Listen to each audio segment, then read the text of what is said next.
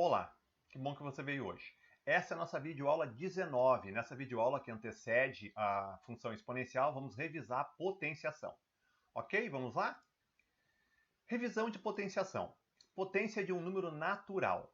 Quanto é que é 2 ao cubo? 2 ao cubo é 2 multiplicado por 2 multiplicado por 2, ou seja, o expoente indica quantas vezes a base vai aparecer no fator. Como fator, 2 vezes 2 vezes 2 é 8. Menos 4 ao quadrado. Menos 4 ao quadrado, a base menos 4 vai ficar multiplicado por ela mesma duas vezes. Então vai ficar menos 4 multiplicado por menos 4, que dá 16. Então dá um resultado positivo. Menos 3 ao quadrado. Olha a diferença. Quem está elevado ao quadrado agora é o 3. Antes era o menos 4, agora é o 3, porque o sinal não está elevado ao quadrado. Não faz parte do número que está elevado ao quadrado. Então, 3 ao quadrado é 9, vai ficar com aquele sinal de menos na frente, vai dar menos 9. Então, olha bem a diferença do B para o C. Menos 2 ao cubo seria menos 2 multiplicado por menos 2 multiplicado por menos 2, porque é o número negativo 2 que está elevado ao cubo. Menos vezes menos vezes menos dá menos. Então, quando o expoente for par, como na letra B, e a base for negativa, o resultado é positivo. Quando a base for negativa e o expoente for ímpar, o resultado é negativo. Menos 1 na 2021. É um exemplo. O expoente é ímpar e a base é negativa. Vai ficar menos 1 vezes menos 1 vezes menos 1, 2021 vezes. E o resultado final vai ser um número negativo. Menos 1 vezes menos 1 vezes menos 1 vezes menos 1 vai dar menos 1, porque o expoente é ímpar. Propriedades. Multiplicação de potências de mesma base. Eu tenho, por exemplo, 5 ao cubo vezes 5 na sétima. Aquele 3, que é expoente do 5, indica que o 5 está multiplicado por ele mesmo 3 vezes. E continua sendo um produto. E o 5 agora, do segundo fator, está elevado na sétima. Então, esse 5 fica multiplicado por ele mesmo 7 vezes. Então, fica equivalente a 5 na 10. São 10 fatores 5 que tem aí no desenvolvimento dessa potência. 5 na 10, portanto. Mesma coisa acontece com 3 na 10 vezes 3 na 15. 3 vai ficar multiplicado por ele mesmo 25 vezes. Portanto, 3 na 25. E eu concluo com a minha propriedade. Na multiplicação de potências de mesma base, conserva-se a base e somam-se os expoentes. Portanto, eu escrevo assim: a elevado na m vezes a elevado na n resulta em a elevado na m mais n. Divisão de potências de mesma base. Por exemplo, 5 na sétima dividido por 5 ao cubo. Como tem 5 na sétima dividido por 5 ao cubo, eu vou ter no numerador 7 números 5 e no denominador 3 números 5. Se eu simplificar 3 de cima com os 3 de baixo, vai sobrar 4 números 5 em cima. Portanto, o resultado fica sendo 5 na 4.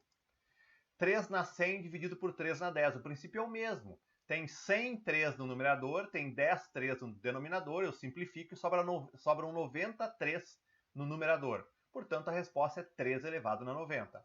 O que me leva a concluir a minha outra propriedade. Quando eu tenho divisão de potências que têm a mesma base, eu conservo a base e diminuo os expoentes.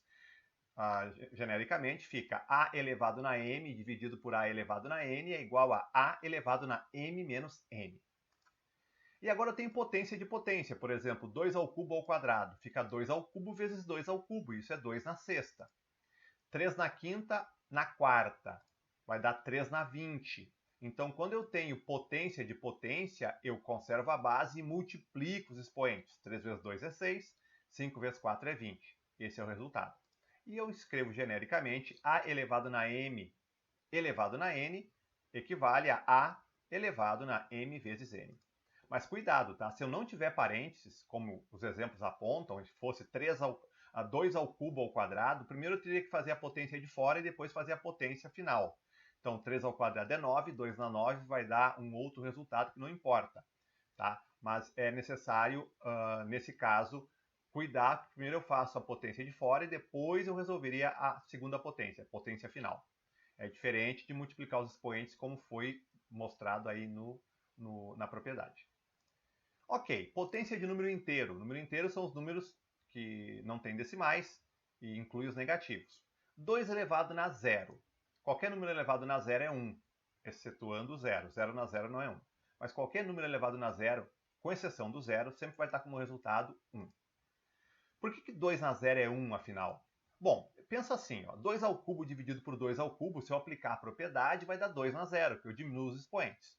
Só que 2 ao cubo é 8, e 8 dividido por 8 é 1, então eu concluo que 2 na zero é 1. E isso valeria para qualquer outro número. Se eu fizesse 3 na zero e aplicasse o mesmo procedimento, chegaria no 1 também. Agora, aí, quem está elevado na zero é o 2.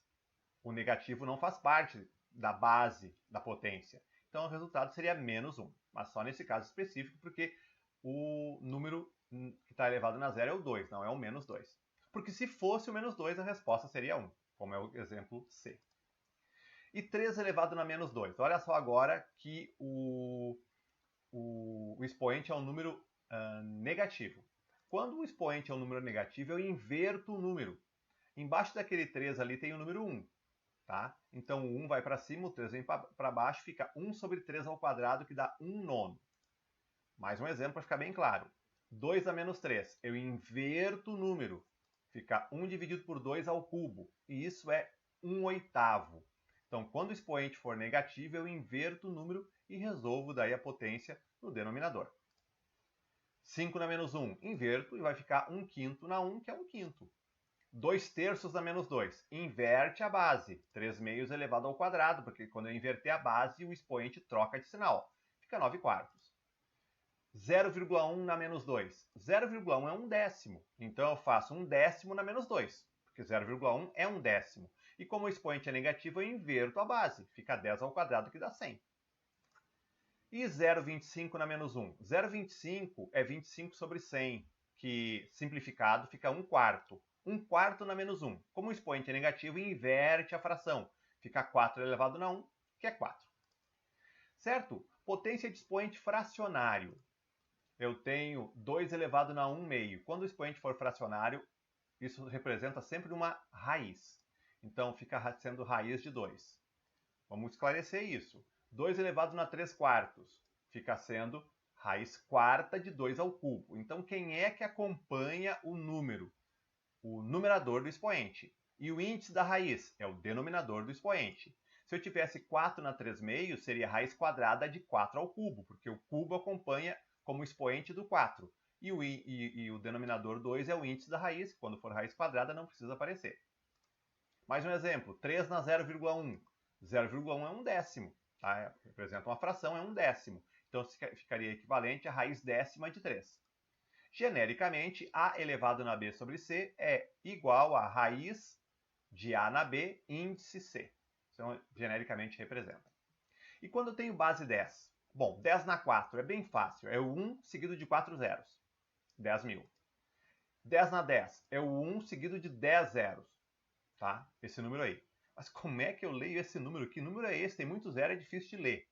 Bom, é mais fácil de ler usando ponto ou espaço entre as classes. Se eu escrevesse aquele mesmo número desse jeito, usando pontos ou um pouquinho separado a cada classe, ficaria fácil de entender o número. Aqui é 1000, milhão, bilhão, 10 bilhões. Ó, 10 mil, milhão, bilhão. 10 bilhões representa esse número aí. Fica mais fácil de ler do que esse número aqui com zeros todos juntos. Dá para usar ponto, mas usar ponto tem que ter um pouco de cuidado, porque o ponto da calculadora não é esse ponto aqui. A calculadora tem um padrão americano e nos Estados Unidos o ponto representa a nossa vírgula. Tá? Vamos entender um pouco mais isso. O sistema de numeração decimal é de base 10, ou seja, utiliza 10 símbolos diferentes, os algarismos, para representar o numeral. A base 10 provavelmente se deu porque o homem tem 10 dedos e desde remotamente usa as mãos para contar. No sistema de numeração decimal, cada algarismo representa uma ordem, começando da direita para a esquerda, e a cada 3 ordens formamos uma classe. Temos, portanto, a classe das unidades, que inclui o algarismo das unidades, das dezenas e das centenas. Depois temos a classe dos milhares, que inclui o algarismo das unidades de milhar, das dezenas de milhar e das centenas de milhar. E a seguir vem a classe dos milhões, depois a classe dos bilhões, trilhões, etc. Muito bem. Para fazer a leitura de números muito grandes, dividimos o numeral em classes, de 3 em 3, portanto, colocando um ponto para essa separação. Importante, não é necessário colocar o ponto. ele pode ser usado apenas para facilitar a leitura do número. Olha só esse número aí. Eu vou ler algarismo por algarismo. 1, 2, 3, 4, 5, 1, 2, 3, 6, 7, 5, 8, 9, 0. É difícil ler esse número do jeito que ele foi escrito. Mas se eu colocar pontos separando as classes, fica fácil.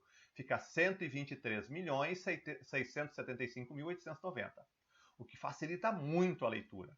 Também é possível e usual, e é mais usual do que colocar ponto hoje em dia, deixar no lugar do ponto um espaço, o que cumpre também a mesma finalidade. Então eu escreveria aquele mesmo número deixando um espaço entre 3 e o 6, entre 5 e o 8, eu leria ele facilmente. Os números decimais finitos são números racionais não inteiros expressos com uso de vírgula, que separa a parte inteira da parte decimal. As casas decimais são contadas a partir da vírgula. É muito comum a confusão entre ponto e vírgula na expressão de números, principalmente devido ao uso da calculadora, que no geral trabalha com padrão americano. No Brasil, o número que está aparecendo ali, 10.368, é lido como 10.368.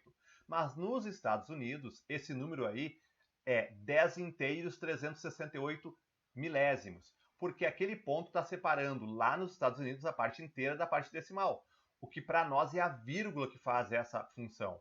Então, quando a calculadora mostra no visor o número 32,450,234, ela está se referindo ao número 32.450.234. E ela está usando duas vírgulas, que no nosso padrão de numeração não tem sentido.